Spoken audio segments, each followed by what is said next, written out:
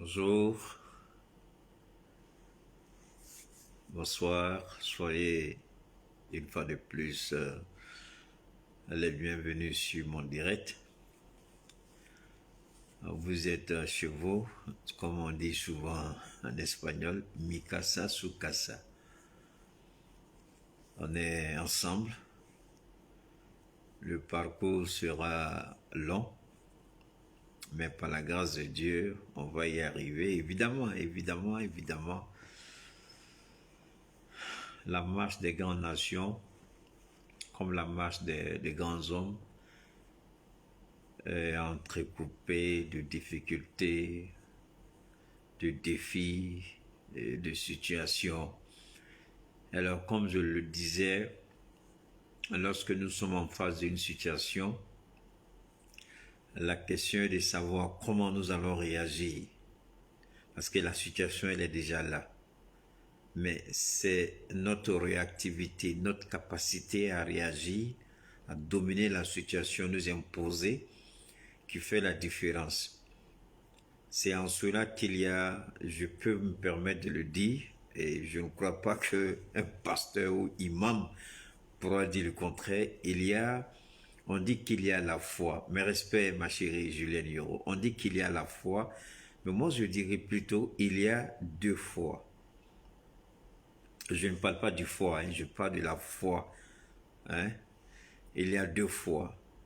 La foi, la première foi, c'est la foi au Créateur, Allah subhanahu wa ta'ala, le Dieu de l'univers. Bonsoir à toi, Adam Diallo. Et la foi et la conviction en soi. C'est la foi que nous avons en nous-mêmes qui nourrit la conviction. La conviction, l'engagement, la détermination, le courage, la volonté d'atteindre un objectif.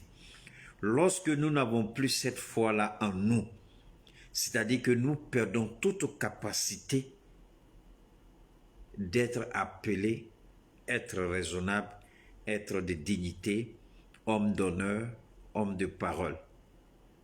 Est-ce que vous comprenez ce que je dis? J'ai dit, en général, on nous dit qu'il y a la foi. Je le dis, je le répète.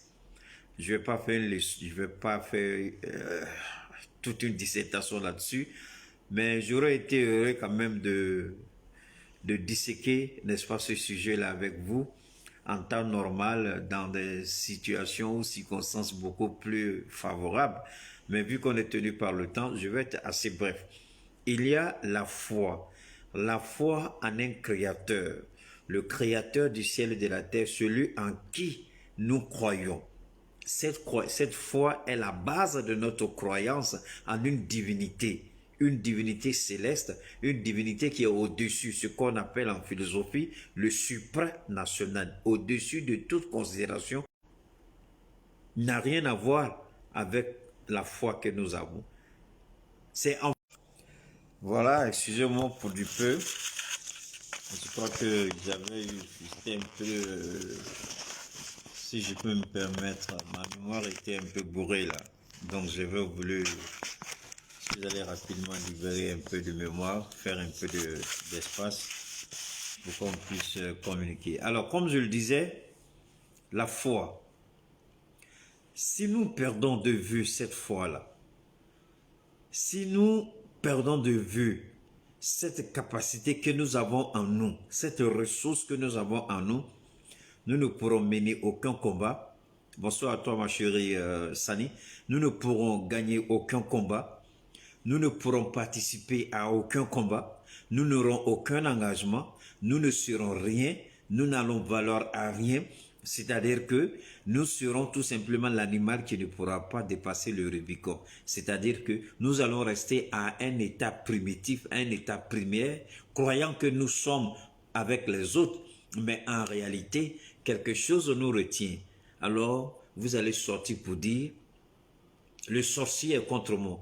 Et les petits pasteurs dans les églises ont dit, le diable sort de son corps, Satan sort. Ça n'a rien à voir avec Satan. Ça n'a rien à voir, le diable sort de ton corps. Le petit gars qui a créé son Facebook là, est-ce qu'on a dit Satan sort de ton corps? Il a reçu pour lui. Pourquoi? Parce qu'il a trouvé les ressources nécessaires en lui-même, cette foi et cette croyance en ses propres capacités pour innover, pour créer, pour regarder la situation actuelle et adapter aux besoins. C'est-à-dire que le petit l'a regardé et dit le monde est trop important, je vais créer un besoin. Et en fonction de ce besoin-là, je serai là pour satisfaire le besoin que je vais créer. Et tant qu'on ne comprendra pas ce mécanisme de créer le besoin, et quand on crée le besoin, on est prêt, on a déjà la solution du besoin. C'est pourquoi au GPS, nous devons comprendre une chose. Nous devons savoir qu'aujourd'hui, là, nous sommes le rempart, le dernier bouclier. Bien entendu, nous n'allons pas prendre la place de Dieu, mais en termes humains. C'est nous qui sommes aujourd'hui le rempart, le dernier bouclier pour protéger la constitution de l'État de Côte d'Ivoire. Nous devons préserver par tous les moyens. Bonjour à toi, Monique Billy. Comment vas-tu, ma chérie? Nous avons le devoir et l'obligation sacrée de préserver par tous les moyens les acquis démocratiques de la Côte d'Ivoire. Mais comment nous allons y parvenir lorsque nous avons un bourreau en face de nous et lorsque nous avons des gens qui sont prêts à nous trahir? Nous devons avoir cette foi-là. La foi qui va nourrir cette conviction en nous de mener ce combat jusqu'au bout. En nous disant que le combat que nous avons entrepris, le combat dans lequel nous sommes engagés aujourd'hui, ce n'est pas un combat qui aura un aboutissement demain matin. Ce n'est pas un combat à court terme, c'est un combat à moyen et long terme. Est-ce que vous comprenez? Donc, tant que nous ne comprendrons pas au GPS que nous sommes le rempart, si nous quittons aujourd'hui, si nous baissons les bras aujourd'hui, non seulement la Constitution sera déchirée davantage, la Constitution sera piétinée davantage, la Constitution sera, comment on appelle ça? On va foutre la Constitution aux oubliettes. Vous croyez que ceux qui sont aujourd'hui là, qui disent qu'ils veulent aller par rapport aux enjeux, je ne sais pas ce qu'ils appellent les enjeux, mais ils ne feront rien devant Ouattara. Ouattara de nature n'aime pas être désobéi. Ouattara de nature n'aime pas la contradiction. C'est pourquoi moi, Keita Cheikh, je mets n'importe quelle personne au défi de prouver que M. Ouattara, le PhD dont il parle tant, le PhD dont il se vante être l'auteur, de nous prouver qu'effectivement il a le PhD. Et quand on va à l'école, là, on a les traces. Hein. Quand on va à l'école, on a les traces. Moi, je vois, je crois le responsable GPS États-Unis, un certain Saïbou, je crois. La dernière fois, il est passé par une amie de Facebook et il m'a contacté. Il m'a dit, mais grand frère, vous ne vous souvenez pas de moi? J'étais un peu perdu. J'ai dit, waouh, où ça? Il dit, mais au lycée modèle de Bondoukou. J'ai dit, ah d'accord. Et puis il a parlé de certaines personnes que je connaissais, que je côtoyais au lycée modèle de Bondoukou. J'ai laissé des traces au lycée modèle de Bondoukou. J'ai laissé des traces. Je veux dire, partout où je suis passé dans mes études, j'ai laissé des traces. Et votre comédien préféré, Michel Blazo, que vous appelez Digwe Cravate, je vous ai toujours dit, il était mon voisin de lit à l'internat, au lycée moderne d'Azopé, au premier cycle. Il était aussi mon voisin de classe. Les samedis, on sautait la clôture du lycée. Même Michel Blazo, que vous voyez, Digwe Cravate, c'était nos grands frères là-bas, c'était mon voisin de classe. On était dans la même classe, on était dans le même dortoir. Donc, quand on passe quelque part, il y a forcément des traces. Si je vous donne le nom aux États-Unis ici, bon, peut-être que vous allez... sinon, partout où on passe, il y a des traces. Partout où on passe, il y a des traces. Alors, quand il m'a dit ça, j'ai dit waouh. Parce que je ne peux pas comprendre moi. Et c'est cela ma conviction, c'est sur ça que je fonde moi l'assertion selon laquelle Ouattara n'a pas de PhD en temps normal, il a acheté son PhD. Pourquoi? Parce qu'on ne peut pas avoir ce genre de diplôme. et puis s'amuser à l'éducation de son propre pays. On ne peut pas avoir ce genre de diplôme et surendetter son pays. Aujourd'hui, je vais vous donner un exemple simple. Un jour, j'avais reçu des gens, j'ai discuté avec eux, et on a un expatrié camerounais, un de nos conseillers. Il m'a écouté, et puis il dit, mais Keïta. Après, il est venu vers moi, il dit, mais Keïta, je suis étonné. Il dit quoi? Il dit, mais tu as une telle éloquence quand tu parles avec les gens, et tu as dit quelque chose qui est tellement vrai. Mais en Afrique, les gens ne tiennent pas compte de ces genres de réalité. J'ai dit, c'est quoi? Il dit, tu as dit que l'éducation occidentale que nous recevons, nous devons pouvoir être capables non seulement de mieux comprendre, mais surtout de ne pas chercher à plaquer cette réalité occidentale en Afrique, mais de regarder comment nous allons réapprendre à adapter ce que nous avons appris à la culture africaine. Comme le chinois, comme le coréen, comme le japonais, comme je ne sais pas moi, tout ce que vous connaissez, le russe et autres, tout le monde a adapté pour lui. Mais nous, en Afrique, on a un problème d'adaptation. On ne veut pas adapter, on veut plaquer, photocopier, coller, comment vous dites ça même? Couper-coller. Copier-coller, pardon. Copier-coller. Mais copier-coller, la vallée, ça est où? Donc, quand je parle avec les gens, je dis comment il faut réadapter ce qu'on veut faire par rapport à la culture, par rapport à l'environnement, par rapport aux personnes ciblées. Il était dépassé, il me dit, mais c'est la même chose aujourd'hui. Quand je regarde Ouattara, qui dit qu'il a un PhD, mais en même temps je dis, pourquoi il n'a pas permis aux enfants des autres? Pourquoi il ne permet pas à la Côte d'Ivoire d'avoir beaucoup si je peux me permettre, d'étudiants avec des PhD? Pourquoi il ne peut pas permettre à la Côte d'Ivoire d'être une nation de référence?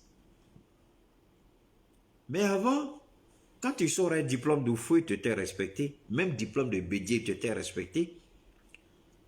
C'est à cause de lui, Ouattara, d'ailleurs, même que le diplôme de Gbagbo a commencé à avoir des problèmes parce que les gens n'allaient plus à l'école à cause de la situation que vous connaissez tous à partir de 2002. C'est lui qui a foutu l'école en Côte, de la merde dans les écoles en Côte d'Ivoire depuis il y a longtemps. Il y a longtemps. Mais je dis, la situation s'est empirée avec la crise militaro-politique en Côte d'Ivoire depuis 2002. Il faut laisser une référence en Afrique. Même le passeport ivoirien était respecté avant. Mais aujourd'hui, tu sors ton passeport, on te regarde et puis les gens ils ont envie de chier dessus, excusez-moi du terme. C'est les Ivoiriens qui meurent aujourd'hui en prenant les embarcations à risque. C'est les Ivoiriens, c'est les Ivoiriens qui meurent aujourd'hui en Libye. Alors quand on me dit que ce pays est émergent, on me dit qu'il y a du travail dans ce pays, on me dit qu'on a créé des millions d'emplois dans ce pays, et des Ivoiriens vont mourir dans la Méditerranée, il y a une contradiction. Même des gens même qui se réclament RHDP sont en train de mourir, tentant de traverser la Méditerranée pour rejoindre l'Europe. Moi, je veux bien qu'on m'explique. Ici, là, ce n'est pas mathématique. Ici, ce n'est pas question de PIB. Ici, ce n'est pas question de PNB. Ici, ce n'est pas question de dette intérieure, dette extérieure. Ici, il s'agit d'expliquer comment un pays qui se dit être la locomotive de l'Afrique de l'Ouest. On a vu que quand Houphouët était à la tête de la Côte d'Ivoire était devenue l'Eldorado de toute l'Afrique de l'Ouest. Mais aujourd'hui, ce sont les Ivoiriens qui fuient. Alors que le pays supposément être plus riche qu'au temps d'Houphouët, là où les Ivoiriens devaient être là où l'Afrique devait courir pour venir, au contraire, c'est une saignée vers d'autres pays. Est-ce que vous avez une idée du nombre d'Ivoiriens dans les pays limitrophes?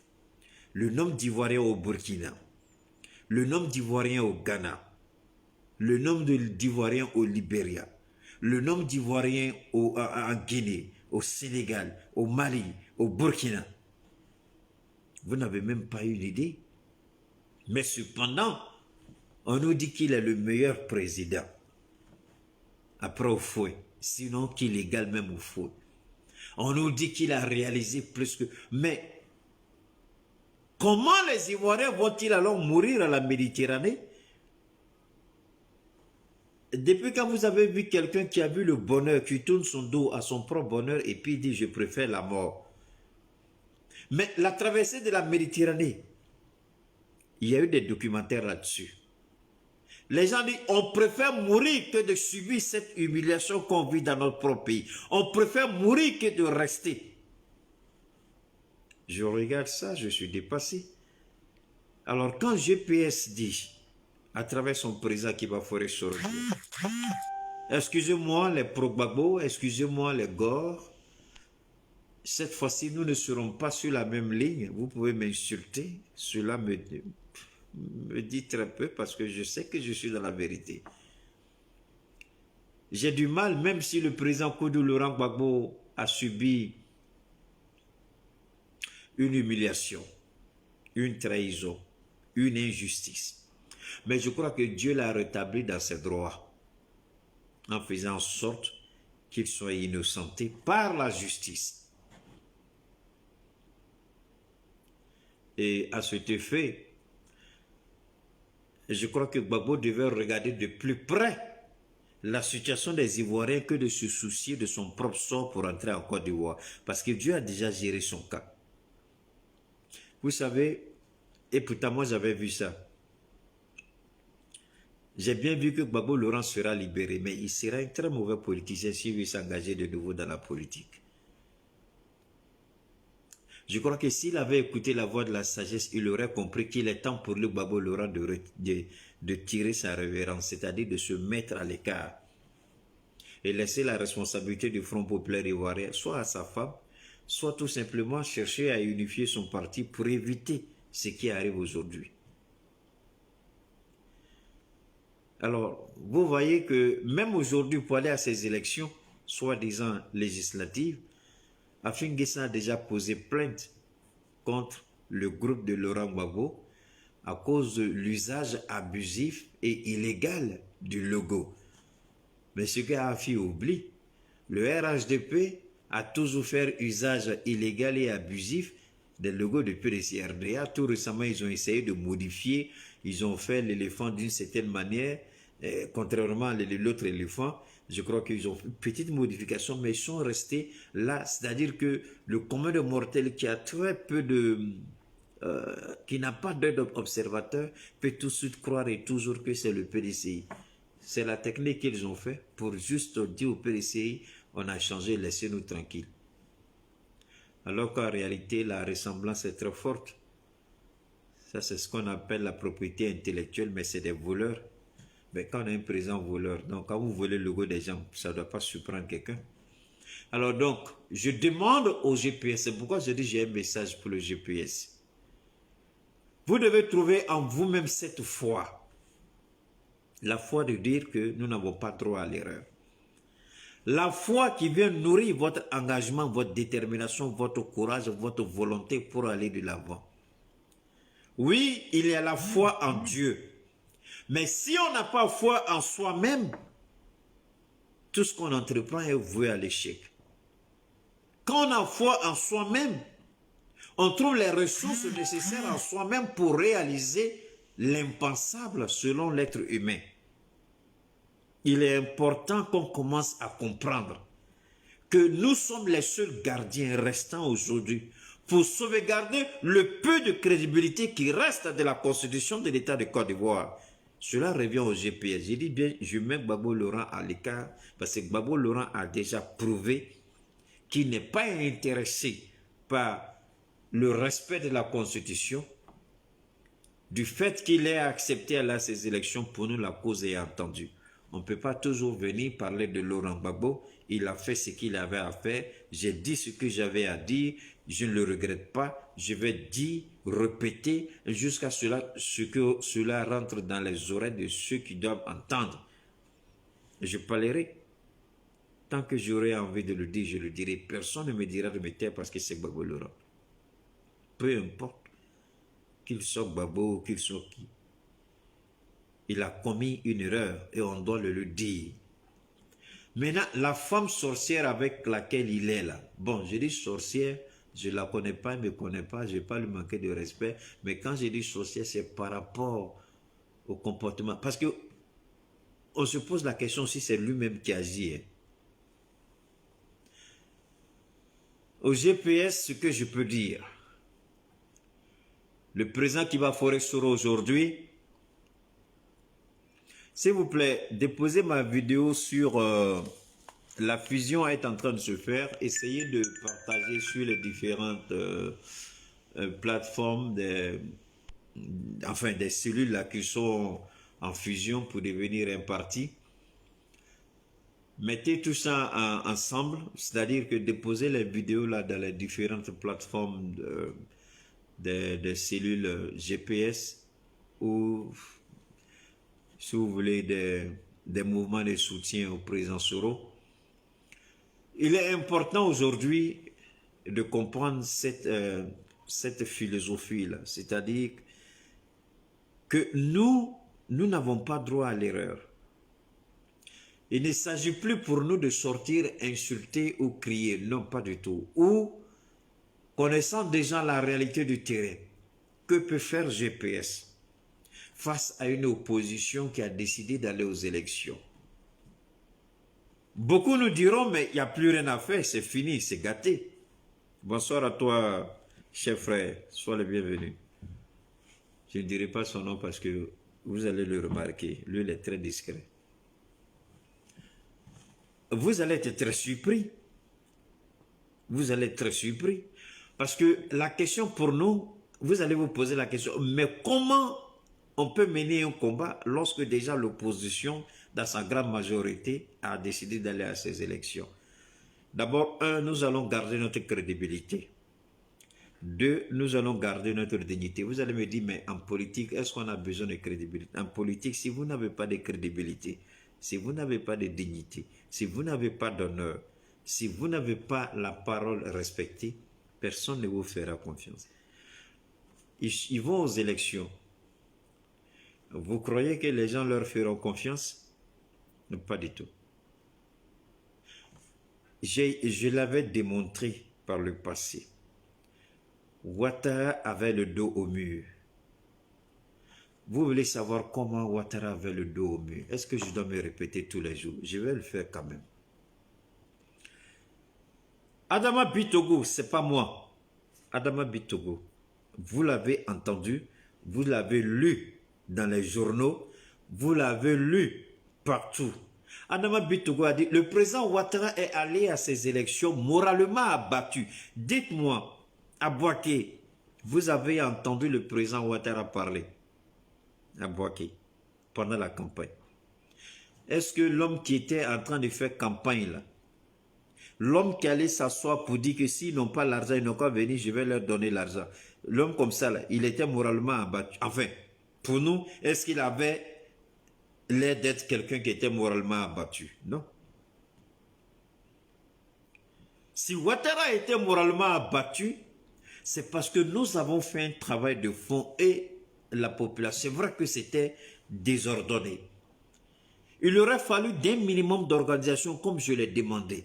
Malheureusement, je n'ai pas été écouté. Malheureusement, on ne m'a pas suivi. Et après, on s'est dit, ah, Keïta avait dit ça si on avait écouté. J'avais demandé un minimum d'organisation, un minimum de planning, un minimum d'observation, un minimum d'engagement. Et si on l'avait fait, je crois que les carottes seraient cuites pour Ouattara. Alors, Ouattara part aux élections moralement abattu. Pourquoi? Parce qu'il voulait avoir au moins entre Afi et Bédié l'un des poids lourds et personne ne s'est engagé à l'exception des 2 milliards. C'est-à-dire, quand je dis 2 milliards, je dis, mais comment 2 milliards? Oui, 2 milliards. On a proposé 2 milliards à Kakabe et puis il s'est présenté. Donc, avec en plus un poste de ministre. Donc, Kakabe s'est présenté. Ouattara avait besoin de quelqu'un pour légitimer. S'il était seul aux élections, est-ce qu'on allait avoir élection? Non. Donc, le plan de Ouattara a échoué. Parce que si Ouattara était passé en fanfare face à un homme comme Henri Konan Bédié ou face à un homme comme Afin Guessan, la nomination de son vice-président ne serait qu'un jeu de mots. Mais vu qu'il allait à ces élections moralement abattu, l'expression ne vient pas de moi, Madame Bitogo, cela démontre que Ouattara avait de sérieux problèmes par rapport à ces élections-là. Mais ce n'était pas fini parce que Ouattara, il dit toujours, lui, on ne l'abat pas comme ça. Au moment où nous, on était en train de demander, n'allez pas à ces élections, n'allez pas à ces législatives, sinon vous allez légitimer Ouattara. Je suis sorti encore, avant tout le monde. Je ne dirais pas que les autres n'avaient pas réfléchi, mais j'ai eu quand même l'opportunité de sortir en première position. J'étais en première ligne encore. J'ai dit, Ouattara recherche deux légitimités. La première légitimité, c'est une légitimité constitutionnelle. C'est pourquoi Adama Bitogo a dit qu'il allait moralement abattu, parce qu'il n'avait pas cette légitimité constitutionnelle. Deuxièmement, Ouattara avait besoin d'une légitimité souveraine qu'il n'avait pas. Parce que Ouattara, en réalité, il n'y avait même pas plus de 7% de personnes qui ont voté pour lui. Je vous dis, mais une élection où c'est seulement 20% d'électeurs qui ont retiré leur carte nationale d'identité. Et en plus, on retire 1,5 million. Et les 1,5 million qui ont été retirés, là, ce n'est pas l'opposition. C'est la commission électorale indépendante elle-même qui a retiré 1,5 million personnes des 20% qui avaient retiré leur carte nationale d'identité. Ensuite, le jour des élections, personne n'est sorti pour aller voter à l'exception de quelques personnes du RHDP. Donc, en réalité, Ouattara n'a même pas eu plus de 3 à 7% de votants. Vous avez vu les images, on les a relayées suffisamment. Pour moi, ça s'arrête là. Parce que Ouattara lui-même, il a eu écho et il a vu les images de ce qui se passait. Voilà pourquoi Bitogo a dit qu'il était moralement atteint. Et Ouattara était prêt à faire le double jeu. C'est pourquoi Ouattara n'a pas lésiné les moyens lorsqu'il a pris contact avec Faure Gnassingbé. Faure lui a dit, j'ai la solution pour maîtriser tes opposants, mais ils vont venir tout de suite à la table. Vous avez vu le Togo, comment il a maîtrisé les opposants togolais à la surprise générale du monde entier. Vous avez vu comment Faure a dominé l'opposition togolaise. Aujourd'hui, la même coq, est-ce que vous entendez coq même chanter pour parler opposition au Togo? Il n'y en a pas. Il a mis l'opposition niette. Ouattara dit, mon petit, tu es un doyen, c'est vrai, je suis ton grand frère, mais toi, tu es doyen, apprends-moi. Le petit a envoyé des experts, ils ont travaillé avec les hommes de photocopie. Et vous avez vu comment ils ont maîtrisé l'opposition ivoirienne. Ils ont immobilisé Bédié chez lui net. Afin Guessan est rentré, 2 jours au trou, il est sorti. On dirait qu'il a fait 200 ans en prison. On l'a tous vu. On a vu les premières images d'Afin Guessan. Alors, donc pour vous dire quoi? Pour vous dire que Ouattara était prêt à passer par tous les moyens pour relever le défi. D'abord, le défi de ce que j'ai appelé la reconnaissance constitutionnelle. Si l'opposition accepte le simple fait d'accepter d'aller à ces élections-là, l'opposition reconnaît la constitutionnalité de la fonction présidentielle qu'occupe Alassane Dramane Ouattara. Parce que seul le président de la République en Côte d'Ivoire, puisque nous sommes dans un régime présidentiel, ne l'oubliez pas, tous ceux qui vont vous dire autre chose, c'est des bobards. La Côte d'Ivoire, c'est un régime présidentiel. Et seul le président peut ordonner. Quand on dit commission électorale indépendante, là, c'est sur papier. C'est le président seul qui ordonne. Eux, ils proposent, le conseil des ministres débat et le président tranche. Donc Ouattara a toujours le dernier mot. Alors c'est ici, le fait de dire on va à ces élections, Ouattara a gagné la première reconnaissance constitutionnelle qu'il recherchait. Il lui manque la deuxième reconnaissance qui aura lieu dans le courant du mois de mars, c'est-à-dire les législatives. Les députés RHDP qui seront élus vont donner cette souveraineté constitutionnelle à Ouattara. Ouattara sera un homme accompli. Ouattara n'agit pas pour le moment parce que Ouattara sait que son pouvoir là, ce n'est pas trop ça. Ouattara attend les législatives pour avoir véritablement tous les leviers du pouvoir. C'est en ce moment que son pouvoir sera un pouvoir. Parce que Ouattara sait qu'en ce moment-là, son pouvoir n'est pas un pouvoir. Ouattara sait que dans la tête de la communauté internationale, son pouvoir est considéré comme un pouvoir illégal. La seule chose dont Ouattara a besoin, c'était deux: la reconnaissance constitutionnelle et la reconnaissance souveraine. Ouattara a obtenu l'autre, l'autre sur la voie d'être accompli. Maintenant, dites-moi, est-ce que l'intellectuel aveugle constipé de Sita Coulibaly, est-ce qu'elle peut comprendre ça? Est-ce qu'elle a suffisamment la sagesse pour comprendre ça? C'est pourquoi je vous ai parlé de la foi. La deuxième foi, pas la foi, la croyance en Dieu. Cette foi-là, elle est unique, on la touche. Mais la foi en l'homme, c'est la foi en nous-mêmes. Parce que toi, on te regarde, on dit, toi, tu es un enfant maudit. Toi, on te regarde, tu ne seras rien. Parce que tu es dans les problèmes aujourd'hui, tu n'as rien, tu vas demander tout aujourd'hui, tu n'as pas foyer, elle est comme ça. Mais toi, tu as la foi en toi, tu te dis, j'accepte tout. Mais moi, là, je ne me vois pas comme un enfant maudit. Même si c'est le dernier jour de ma vie, là, j'ai foi. Donc, en ce moment-là, ta foi et la foi de Dieu, ça devient une. Parce que tu ne désespères pas sur toi-même. Tu ne t'apitoies pas sur toi-même. Tu ne te vois pas toi-même comme une personne maudite, comme une personne finie, comme une personne rejetée. Quels que soient les problèmes que tu as toujours cette conviction que tôt ou tard ça ira. Et tu sais que toi aussi, les difficultés que tu traverses là, forcément un jour ou l'autre, ces difficultés-là vont prendre fin. Mais si toi déjà tu te désarmes, toi déjà tu t'avoues vaincu, tu reconnais que tu es maudit alors que tu n'es pas maudit. Tu reconnais que tu as échoué alors que tu n'as pas échoué. Tu reconnais que tu ne seras rien alors que tu n'as rien commencé. Mais évidemment, la parole de Jean-Paul Sartre va s'affirmer sur toi. Les autres, c'est l'enfer. Leur bouche t'ont détruit. Parce que tu as cru en ce qu'ils ont dit. Tu n'as pas cru en toi-même et tu n'as pas cru en Dieu. Il y a des choses que j'ai entendues sur ma vie. Même jusqu'à ce jour. Je sais ce que je traverse. Et ma petite soeur personnelle, comment vas-tu, Keita? Sois la bienvenue. Mais la vie continue. Souvent, je parle avec vous, mais vous n'avez même pas une idée de ce que je vis. Beaucoup diront, oh, c'est Keita n'a aucun problème. Non, comme toute personne, j'ai des problèmes. J'ai des difficultés. Mais j'essaie de faire avec. Je ne désespère pas sur moi-même, pardon. Je ne désespère pas. Je crois. C'est au vu de cette foi-là, à moi, que je demande aux gens de GPS. La volonté que nous avons doit être nourrie par la foi. Et c'est cette foi que nous avons en nous-mêmes qui nous permettra de relever le défi. Parce que l'opposition nous a déjà rendu la tâche beaucoup plus difficile qu'on ne peut l'imaginer.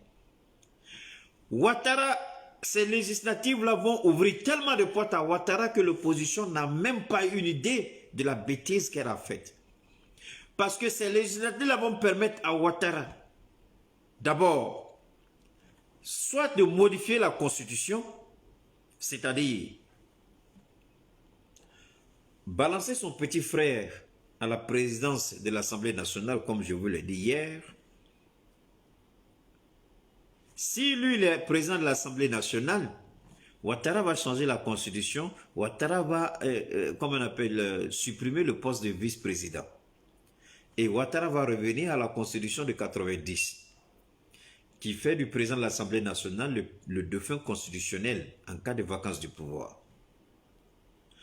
En d'autres termes, Ouattara peut jeter encore son petit frère comme vice-premier ministre et plus tard débarquer Ahmed Bagayoko, soit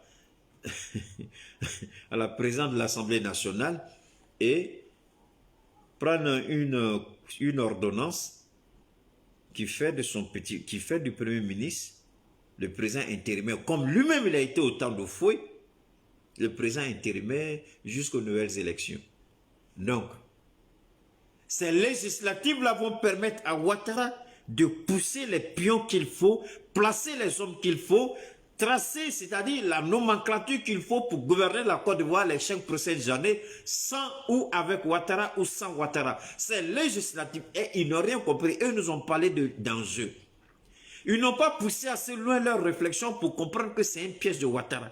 Ils n'ont pas poussé assez loin leur réflexion pour se rendre compte que ces législatives vont permettre à Ouattara de planifier la succession de son pouvoir.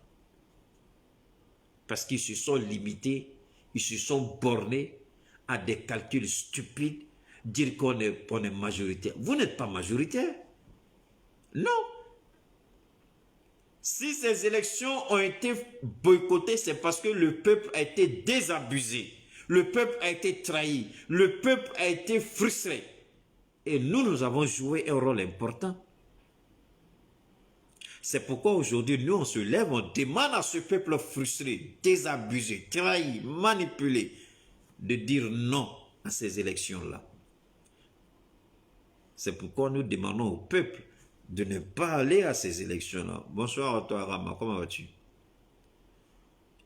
Si le peuple va à ces élections, le peuple aura lutté pour rien. Le peuple aura légitimé le pouvoir de Ouattara. Et en ce moment-là, Ouattara a de sérieux problèmes. Moi, je vous l'ai dit la dernière fois.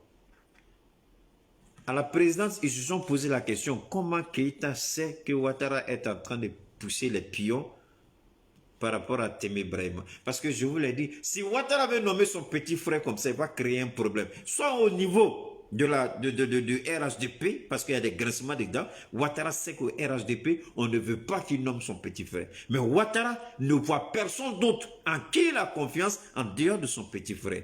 Personne d'autre. Ahmed Bagayoko, je vous en prie, Bitogo, Ouattara sait que c'est un marmailleur. C'est un corrompu. Il sait que Bitogo est plus dangereux que tout. Bitogo est plus dangereux même qu'Ahmed Bagayoko. La seule chose qui lie Ouattara à Bitogo, ce sont les affaires.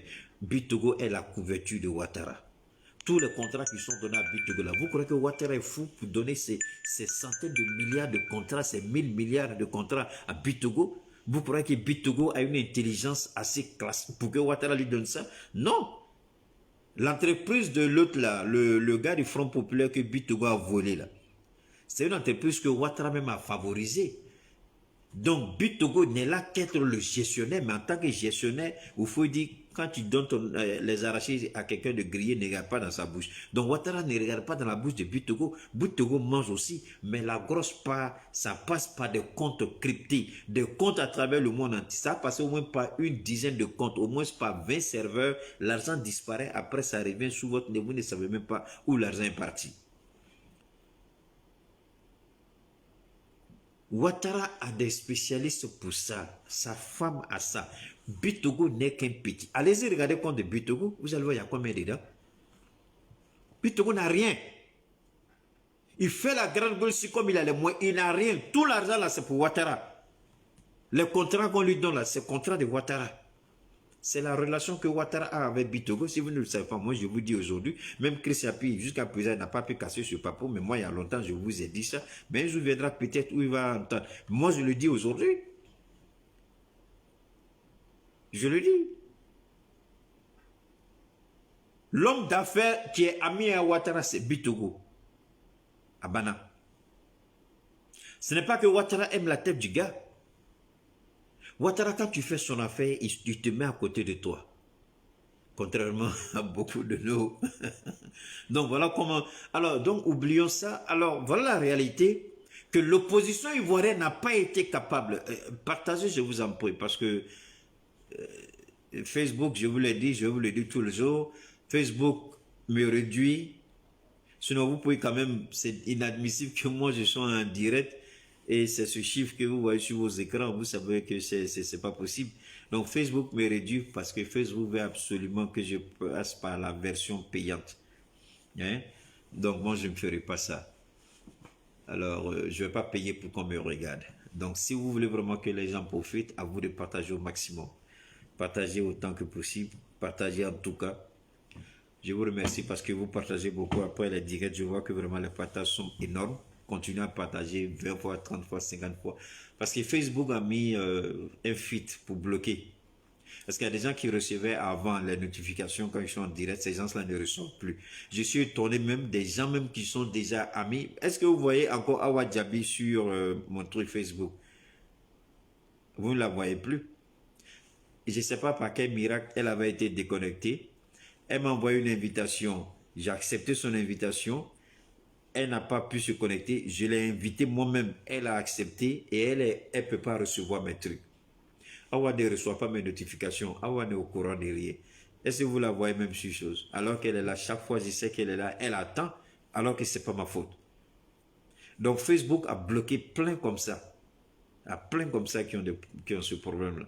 C'est pourquoi je vous dis de partager. Alors quand c'est comme ça, les gens que vous connaissez, déposez, rentrez dans Messenger là, au moins 50 personnes, vous balancez.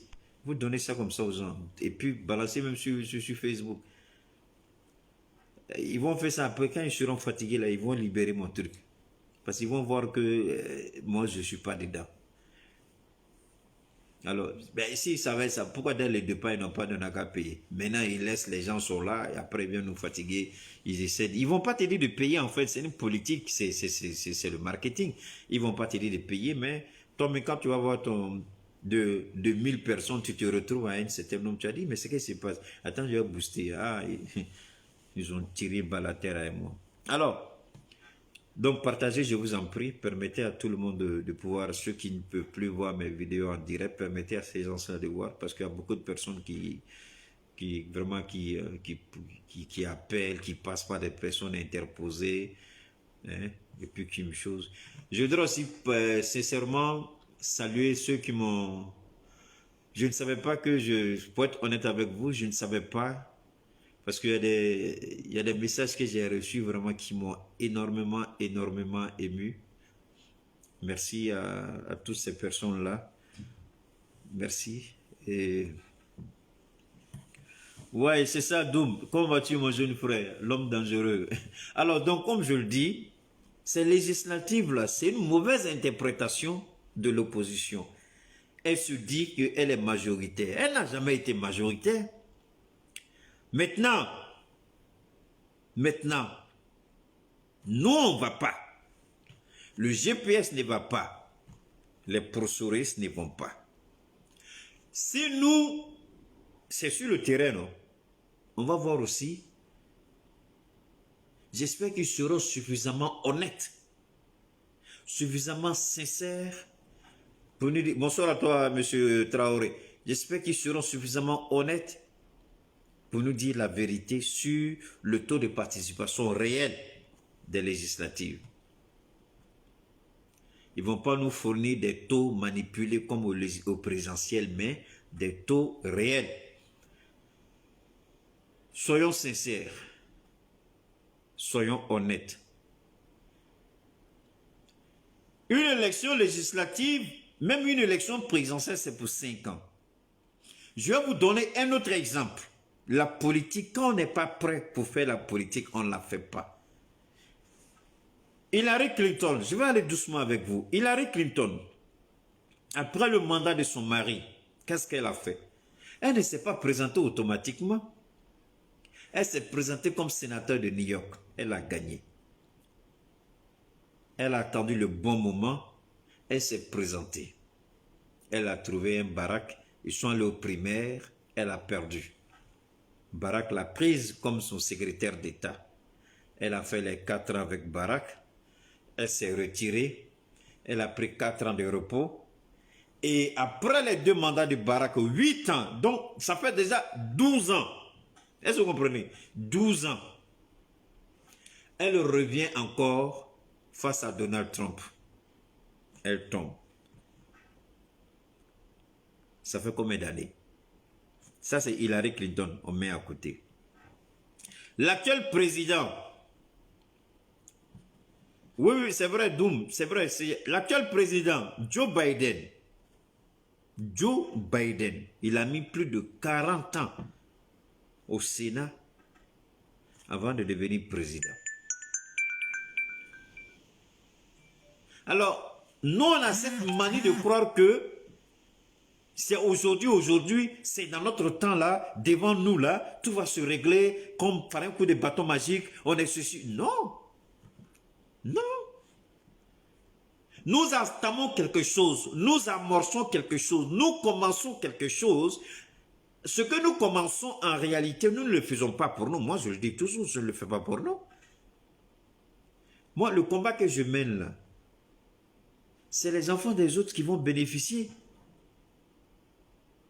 Je dis, le combat que je mène en Côte d'Ivoire, c'est les enfants des autres qui vont bénéficier. Mais je serais heureux d'avoir rendu service à quelqu'un que je ne connais pas. Nous, on ne dit pas aujourd'hui, on veut, et puis demain. Nous, le combat qu'on mène, on dit c'est un combat qu'on prépare. C'est un terrain qu'on prépare. J'ai été toujours le premier à dire que je ne sais pas si Soro sera président en 2021. Je ne sais pas, mais je suis sûr d'une chose, il sera président un jour. Mais si vous me demandez quand, je ne sais pas. Mais je sais qu'il a le toit d'un président. Moi, je n'ai jamais dit, après le deuxième mandat de Ouattara, ce sera lui. Je n'ai jamais dit ça. Allez prendre toutes mes vidéos, vous regardez. Vous n'allez jamais trouver ça dedans. J'ai toujours dit qu'il sera président un jour. Mais je ne sais pas si ce sera après Ouattara. J'ai toujours dit ça. Donc, ça veut dire que quoi? Que moi, psychologiquement, moralement, intellectuellement, j'étais prêt à ce que Soro, aujourd'hui, là, subisse cette situation-là. Moi, j'étais prêt. Mais est-ce que la Côte d'Ivoire était prête? Est-ce que les marmailleurs d'opposants là étaient prêts? Un combat politique, ça met du temps. Mais dès que vous arrivez au pouvoir, vous avez la possibilité de changer les choses. Paul Kagame a transformé son pays. Le Rwanda était décimé. Le Rwanda, il n'y avait rien. Le Rwanda était un État inexistant, zéro. Oui, le périmètre au Rwanda existait, mais il n'y avait rien, aucune structure. Paul Kagame vient, il remet tout en marche. Il met les structures, il met un gouvernement et il transforme le Rwanda en un temps record. Et le Rwanda, aujourd'hui, on dit en Afrique, non, le Rwanda est le pays le plus envié au monde. Allez chercher les chiffres et puis lisez bien. C'est le pays dont le développement a surpris le monde. Même chose comme la Corée. C'est quoi? Corée du Nord, non? Ouais, c'est ça. Les Coréens, là. Alors, donc, ça prend du temps. C'est des choses qui prennent du temps. Mais nous ne disons pas que... C'est pourquoi je dis, quand je parlais de la foi, j'ai commencé ma vidéo avec la foi. Ayez la foi. Et la foi nous enseigne quoi? La patience, l'humilité. La patience, l'humilité. Ils veulent aller à ces élections, qu'ils aillent à ces élections. Nous, on n'est pas pressés. Mais est-ce qu'ils vont terminer les 5 ans? C'est là, ils n'ont qu'à se poser cette question. Est-ce que Ouattara va terminer les 5 ans? Ils n'ont qu'à se poser cette question. Eux-mêmes là, députés. Parce que le problème c'est quoi? J'ai dit le bâton on prend pour chicoter Ouattara là. C'est le même bâton on prend pour les chicoter aussi. Faut pas ils vont oublier ça. Le bâton on frappe pour frapper RHDP là. C'est le même bâton on prend pour les frapper. Parce qu'ils marchent ensemble et ils ont décidé de trahir le peuple. On ne peut plus parler de Ouattara et puis eux. Et ça dit que Ouattara les a embobinés dans un système. Non, Ouattara a trop reçu son coup. C'est un monsieur, c'est vrai qu'on le critique, mais on n'a qu'à reconnaître ici, il a été trop fort. Il a été trop fort. Ici, il a sorti le grand jeu. Mais aujourd'hui, là, il a créé une situation telle que tous ceux qui auront ces élections-là vont perdre forcément à moyen terme ou à long terme toute crédibilité. Ouattara, je tombe, vous tombez avec moi. Je suis sali, on sera sali ensemble. Hein? Et je crois qu'ils sont intelligents. Ah non, non, non, c'est Ouattara, nous, ils vont nous laisser. J'ai dit, hé, hé, hé. Mais dans tous les cas, si tu n'es pas député, ça te fait quoi? Donc finalement, j'ai dit, ils sont tous corrompus parce que député de Côte d'Ivoire, il est payé pour dormir, il est payé pour manger, il est payé pour dilapider, il est payé pour gaspiller. Député de Côte d'Ivoire n'est pas payé pour travailler, il est payé pour dormir. Il est payé pour courir les femmes. Il est payé pour faire toutes sortes de bêtises, mais jamais pour travailler. Député de Côte d'Ivoire ne travaille pas. Donc, eux courent derrière poste électif, là, c'est pourquoi. Ils croient qu'on ne connaît pas ce qui se passe là-bas. Quand Soro a voulu réaménager, chaque fois que Soro veut faire quelque chose d'important, Ouattara met son pied dessus. Il dit, arrête petit. Ouattara n'aime pas que ton étoile brille à côté de lui, son étoile. Ouattara ne veut pas te voir au même niveau que lui. Maintenant, eux, ils sont en train de raconter leur petite vie de disait là. On est majorité. Mais, Yasmine, je te respecte beaucoup. Ma petite soeur, je te respecte beaucoup, mais il faut arrêter de rêver. Il faut arrêter de rêver. Majorité là, vous allez passer où? Parce que c'est la majorité, Ouattara va mettre son programme en marche. Ouattara a besoin de la majorité pour que son petit frère Téné vraiment soit positionné. Si Ouattara n'a pas cette majorité parlementaire, cela va remettre en cause le programme qu'il est en train de mettre en place. Téné vraiment sera nommé par voie constitutionnelle et il a besoin des députés pour ça. J'ai dit pour moi, le jour que vous voyez Téné vraiment député à l'Assemblée nationale, on dit les présidents de l'Assemblée nationale, rappelez-vous que Keïta vous a dit qu'il deviendra quoi? Le dauphin constitutionnel. Le jour où vous allez le voir à la primature, vice-premier ministre, rappelez-vous une chose, parce que ça, ce sont des hypothèses.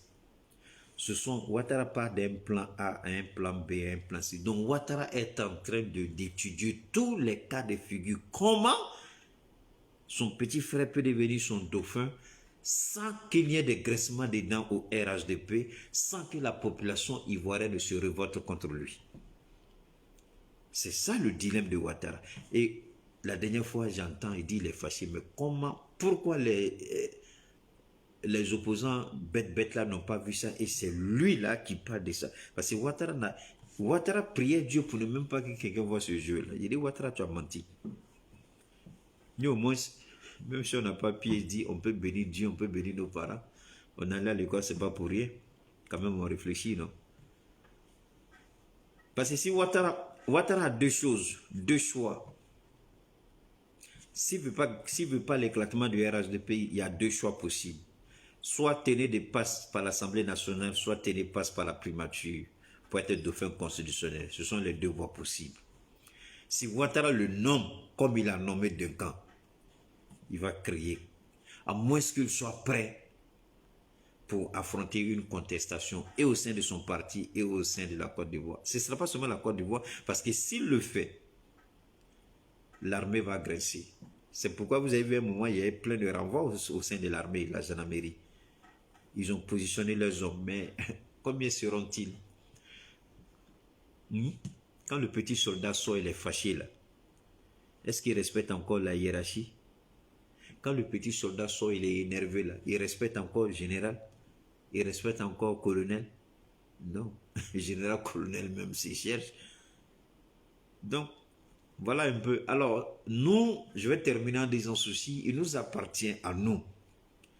Il nous appartient d'avoir la foi en nous. On a été trahi par une opposition incapable et indigne. Mais nous devons garder la foi et croire que ce pays-là peut changer.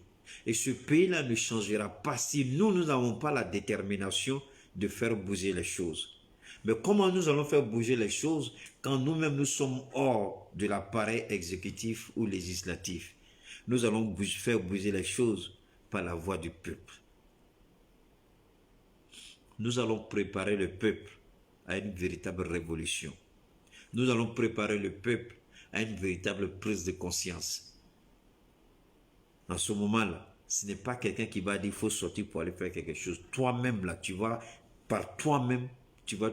Et quand le peuple va décider de sortir, non pas parce qu'il y a eu un mot d'ordre, mais le peuple va sortir comme un seul homme. C'est là que Ouattara va comprendre. Notre travail donc doit consister à informer, à préparer, à orienter et à permettre à chacun de se faire une analyse de la situation de façon objective. Nous n'avons pas imposé quoi que ce soit à qui que ce soit. Nous nous analysons. Parce que si on perd notre temps à dire comme ça, comme ça, comme ça, sans voir l'essentiel, notre combat sera voué à l'échec. Commençons à travailler sur notre système de communication pour atteindre le cœur du peuple. Quand nous allons toucher le cœur du peuple, les choses vont changer. Et vous allez voir que quand le peuple va commencer à se manifester, D'ailleurs, c'est pour ça, parce que c'est ce que Ouattara craint. Voilà pourquoi Ouattara veut s'attaquer au Mali. Il veut encore renforcer l'embargo contre le Mali. Il veut étouffer le Mali. Parce que j'ai entendu qu'il a envoyé des émissaires quand le président malien était au Mali, le président de la transition malienne, pardon, était en France. Ahmed Bakayoko a été, puisque lui-même, il trouve qu'il est trop important, il ne veut pas rencontrer un président de la transition. Mais vous voyez comment ce Tom est arrogant. Il dit que lui, il ne peut pas rencontrer un président qui a pris le pouvoir par les armes. La France même a établi que toi-même tu es le père de la rébellion. Tu étais le père de la rébellion. Tu as pris les armes contre les institutions de la Côte d'Ivoire. Tu as pris les armes contre Laurent Gbagbo. Mais cependant, Laurent Gbagbo t'a reçu, sachant bien qu'il avait les informations du renseignement français, que c'était toi qui tirais les ficelles. Gbagbo prenait le temps de te recevoir. Eh Allah, l'homme est mauvais. Bon, un homme comme ça, là, qu'est-ce que Dieu doit lui réserver? Thabo Mbeki, lui, le recevait. Quand il était président de l'Afrique du Sud. Regardez-moi quelque chose comme ça. Lui, il dit qu'il ne veut pas recevoir le général Badao, je crois, le président de la transition malienne, parce que tout simplement, il n'est pas légitime à ses yeux. Mais what the hell is this? Toi, tu es qui? Toi, tu es qui? Tu as déstabilisé ton pays. Tu as 3000 morts à ton actif. Tu as fait accuser un innocent qui a été acquitté.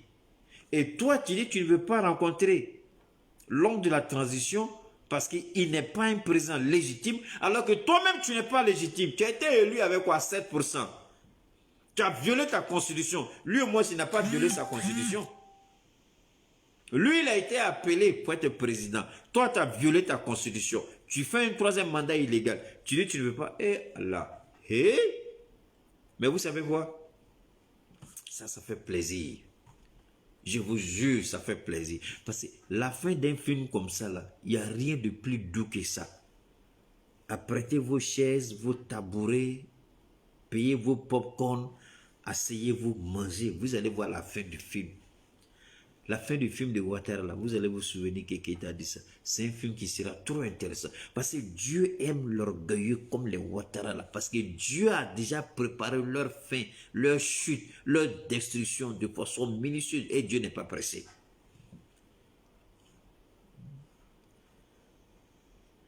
Toi, Ouattara, tu violes la constitution, tu mets des opposants en prison, tu dis que tu ne veux pas, toi. Et puis d'ailleurs, vous envoyez des mercenaires pour venir assassiner les gens au Mali. Les mercenaires ont été arrêtés. Les mercenaires ont avoué. Maintenant, vous mettez la pression sur les autorités maliennes pour les libérer. On dit non, ce qu'ils sont venus faire, ils ont vu. Non, on ne peut pas, c'est infraction. Maintenant, il crie sur tous les toits. Il veut forcément étouffer. Mais attends, ton IBK là ne viendra plus au pouvoir. Est-ce que vous savez que c'est à cause de son comportement là que les gens là aussi sont un peu durs à IBK? Donc, si on ne veut pas de Ouattara, on ne va pas quitter ici. Moi, je vous aime bien. I love you all. Et je vous souhaite une bonne soirée.